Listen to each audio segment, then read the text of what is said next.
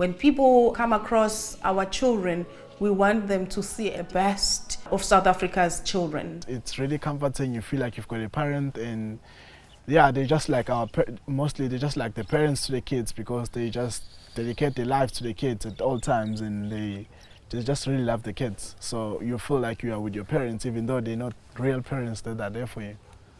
Volunteers are so fundamental here. We are trying to model the Christian lifestyle. We try to use our volunteers according to the gifts and skills that they have. The volunteer roles can be really varied, and I think it's an amazing opportunity to gain new skills and to discover your gifts. And many of our volunteers are working in the school as classroom assistants alongside the teachers, and that's a really fundamental role, because our children, they struggle with school because of their backgrounds. We have after school activities, sports activities, crafts, music practice, singing, dancing. We need volunteers with different skills who can play a mentorship role to the lives of our children. You can come as a professional or somebody and share your profession with us. And you have to be prepared to really try to understand the culture, to understand the backgrounds that people have come from, to understand the circumstances that have led the children to be here. The child we serve, our child is a vulnerable child. It's a child who has come from broken families, a child who has been abused, a child who has gone through a lot of trauma in life. So there is a lot of hurt, there is a lot of pain, there is a lot of healing that is needed. So having volunteers who've got a heart to serve children in education will be a real blessing for us.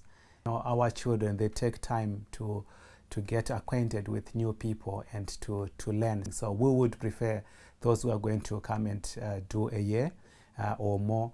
For the children, it's helpful because it's not like it's constant instability. You know, they can develop a real relationship with that person, and they can relate in a better way to that person. That's why we appreciate volunteers that would commit longer term.